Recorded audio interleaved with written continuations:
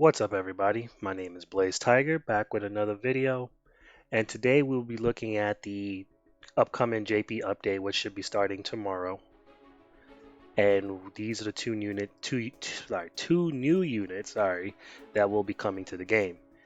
I am a global player. I'm not a JP player, but I might play both. Of course, I'm going to stay true to global at all time, but if I feel like I should also play JP, I'll switch over to that and I'll make videos about that.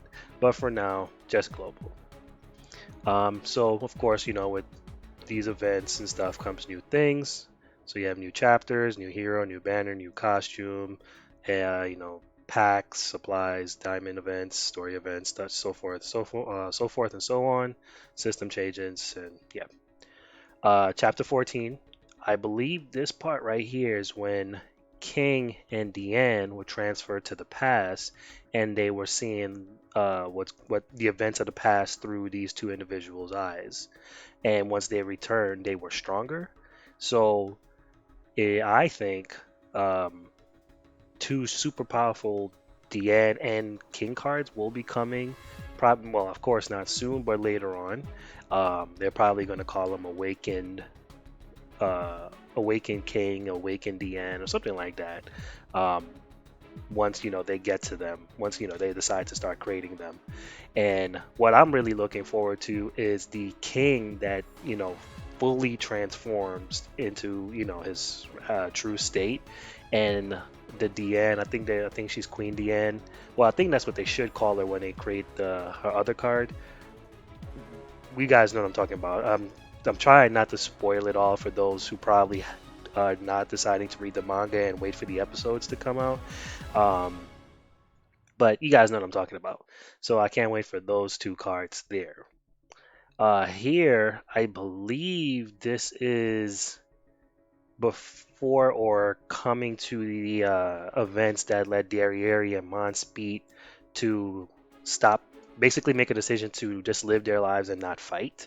So sooner or later, we should be getting another Derriere card where she has short hair. Or not, we'll just have to wait and see. I am a big fan of Derriere. She is my favorite commandment out of all of them, so I would not be opposed to a new Derriere card. I mean, we don't even have one on Global yet, so I know I've said it several times before. I can't wait to read the Derriere drops on Global. So now let's take a look at Ludojo. Now, with Ludojo comes a new mechanic, which is the Grace mechanic. So it's going to work the same way like the commandments, because you know how those guys have the passive and then they have their commandments. So let's take a look at the Grace really quick. Grace of Flash. At the start of the battle, gain evasion to petrification, freeze, and stun effects for 2 turns, including uniques includes uniques and commandments. It excludes ultimate skills and death matches. Okay, so immediately he has a very good grace. Is that it's a very good ability. That means people like Merlin, Red Merlin, Blue King, the new Angel Elizabeth, they can't stun, petrify, or freeze him for 2 turns. So in PvP, if you want to go in and try to rush his ult to try and get those guys out of there, this is Grace works perfectly for that. So here, let's take a look at the his passive. Reduce the defense-related stats of enemy heroes who have lower CC combat class than the hero by 40% for 3 turns. Applies when entering battle.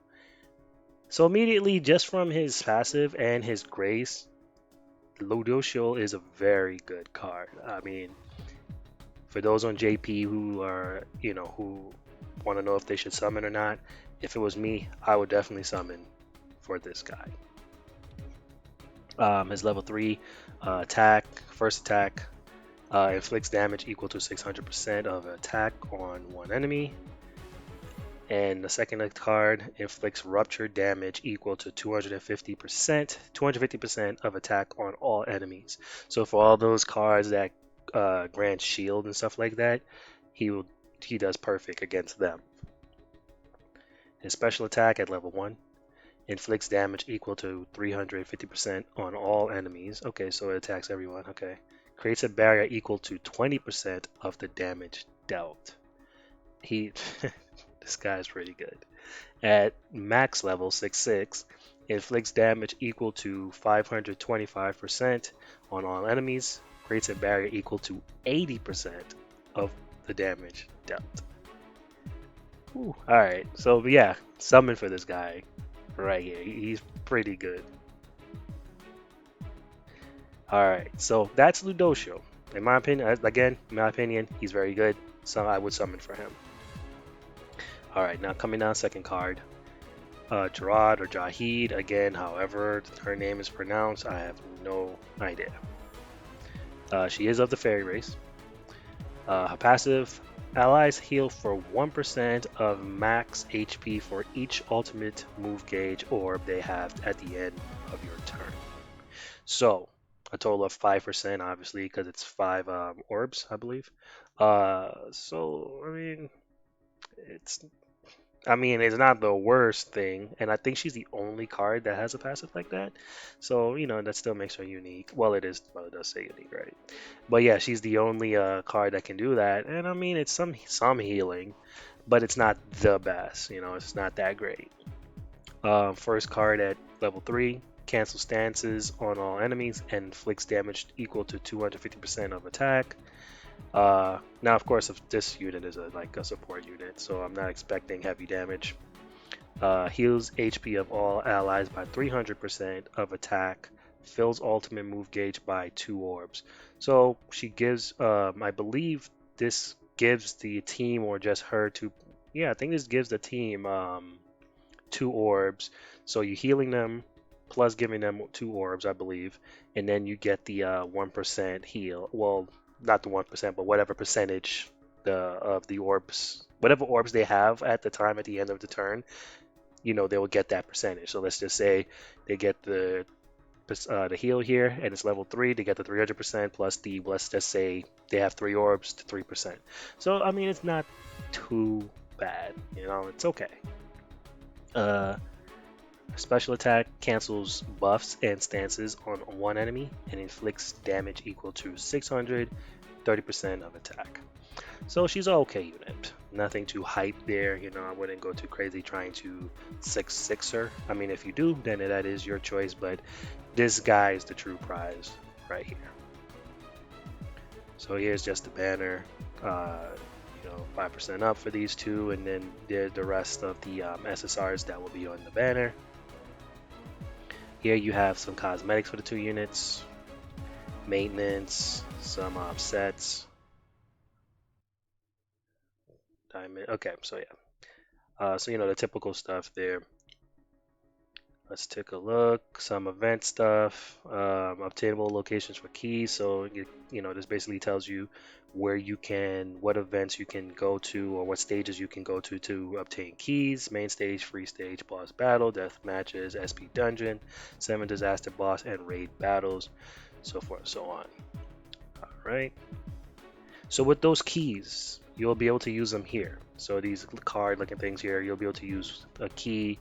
You can select any one randomly, and then you'll receive rewards, of course, for whichever ones you pick. And here, one key will be used to open one card. When you open a special card, you will be able to choose one of the 3 rewards, and then the next stage will be unlocked. Once you move on to the next stage, the unopened cards from the previous stages will be reset. So here this tells you, what you can get. You guys can take a look if you want.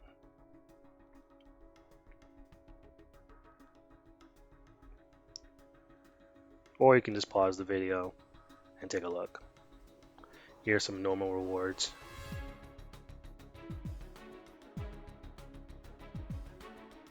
Okay, so some supply warehouse missions here.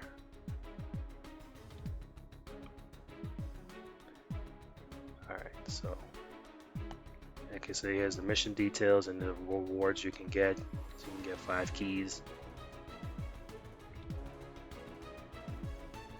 Okay, and then here just talks about, packs. We all know every event, every new thing that comes, there's always some packs that you can buy. So, with this pack, you can buy the engraving stone, which is very important, especially, um, especially when they give other units that are really important to people.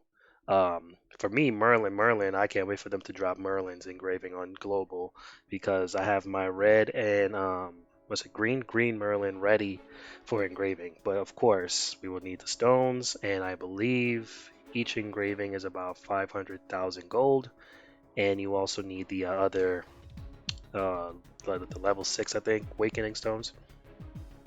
And then there's just more pack details here. Packs. All right, Disasters Special Volume 2. Now these are just the raid bosses, and they're all the Lilias of. I'm sorry, they're all Lilias people. So far on global, we only have her. Yeah, we only have her, and then the two, the green and blue Lilia. This is the schedule. Let's take a quick look. Again, you can always pause it. Clearing event boss battle will fill up the Awakened Lilia raid gauge.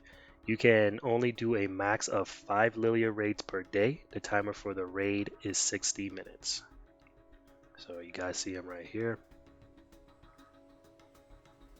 And then you can clearing event boss battle will fill up the Awakened Lilia raid gauge. You can only do about blah, blah, blah. Okay, we just read that up here. Okay, so here it basically you can get cosmetics for all of the units here. So cool. You guys can take a quick look, or you can pause it again.